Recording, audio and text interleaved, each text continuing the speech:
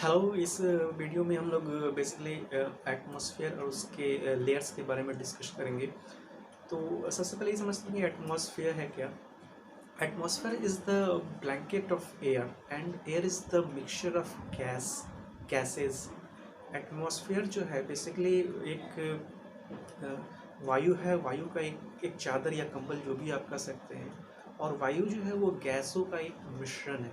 बहुत सारी गैसेस हैं वो जो एटमॉस्फेयर में पाई जाती हैं। और ये जो है ये पृथ्वी का जो ग्रेविटेशनल फोर्स है, पृथ्वी की ग्रेविटी के द्वारा ये अटैच है। अदरवाइज अगर ग्रेविटेशन नहीं होता तो फिर वायुमंडल एग्जिस्ट नहीं करता। जैसे कि आप मून पे है, चंद्रमा पे वायुमंडल नहीं है, इसलिए चंद्रमा पे आप देखेंगे कि दिन का तापमान जो है वो +100 डिग्री चला जाता है सेल्सियस में, और जो रात का है वो -100 डिग्री चला जाता है। और वायुमंडल जो है, अगर देखा जाए तो वायुमंडल, आज का जो वायुमंडल है वो आज से करीब 58 करोड़ साल पहले एग्जिस्ट में आया था।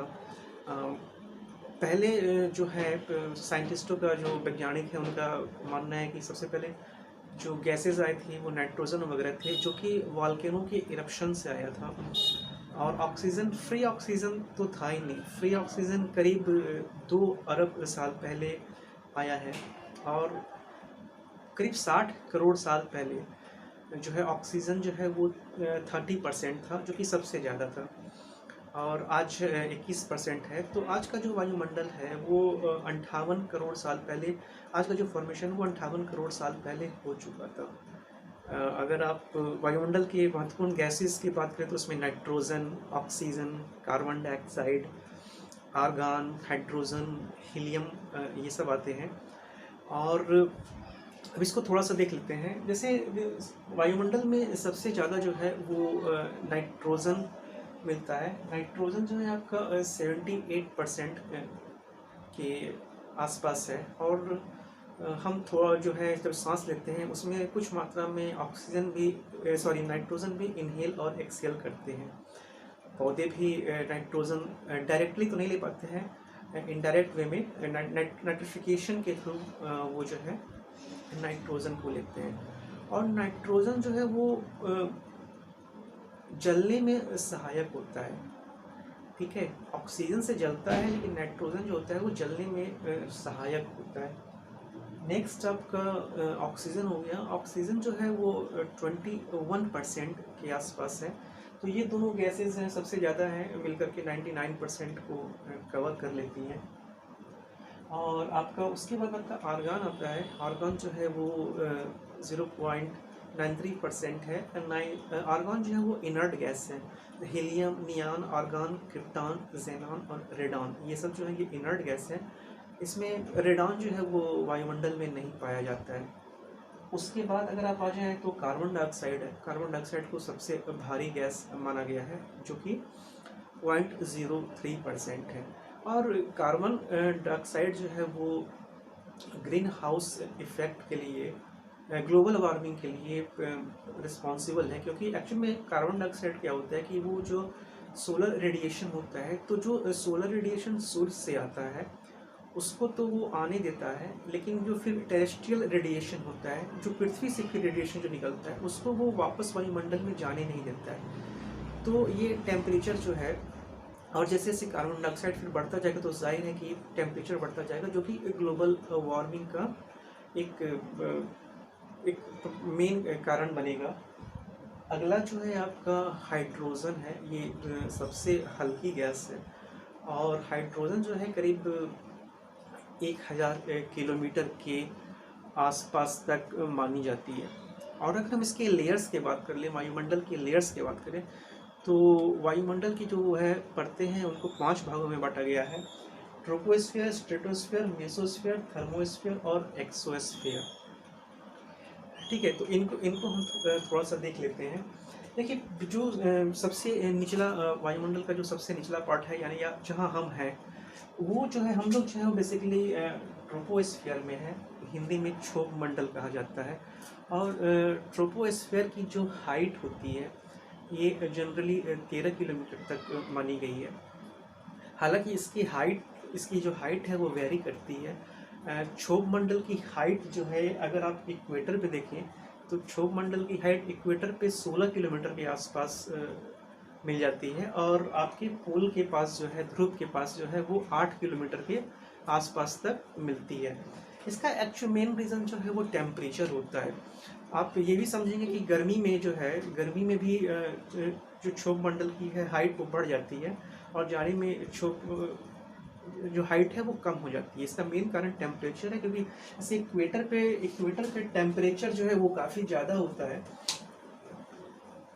जैसे ये अर्थ हो गया, तो अर्थ पे टेम्परेचर आपका ज़्यादा होगा, तो उससे क्या होगा कि एवोपरेशन ज़्यादा होगा, और जो जलवाष्प वगैरह है वो काफ़ी हाइट तक जाएंगे। इसलिए जो है इक्वेटर के आसपास ये करीब 16 किलोमीटर के आसपास इसकी हाइट होती है, और पोल के पास अगर चले जाएंगे तो पोल के पास ये करीब 8 किलोमीटर जो है उसकी जो हाइट है ये होती है। तो इसका मेन कारण टेम्परेचर ही है। आप अब ये देखेंगे कि ट्रोपोस्फियर में अगर इस ग्राफ को देखिए, ये ग्राफ परफेक्ट नहीं है, एक जनरल समझाने के लिए है। ट्रोपोस्फियर में हाइट, जैसे जैसे हाइट बढ़ेगी वैसे वैसे टेम्परेचर घटता है, और ऐसा माना जाता है कि 165 मीटर पे 1 डिग्री सी टेम्परेचर कम होता है। एक्चुअल में होता क्या है, जो पृथ्वी का जो वायुमंडल जो निचला लेयर है वो सोलर रेडिएशन से गर्म नहीं होता है, वो टेरेस्ट्रियल रेडिएशन जो कि गर्मी पृथ्वी से निकलती है उससे गर्म होता है। तो अब अगर कोई जाहिर है कि अगर पृथ्वी से गर्म हो रहा है तो जैसे जैसे ऊपर जाएंगे वो टेम्परेचर जो है वो डिक्रीज करता चला जाएगा। तो इस कारण जो है ट्रोपोस्फियर में जो है तापमान जैसे जैसे आप ऊपर की ओर जाते हैं कम होता जाता है। अगला जो आपका पोर्शन है वो है स्ट्रेटोस्फेयर, समताप मंडल इसको कहते हैं। समताप मंडल की जो हाइट है वो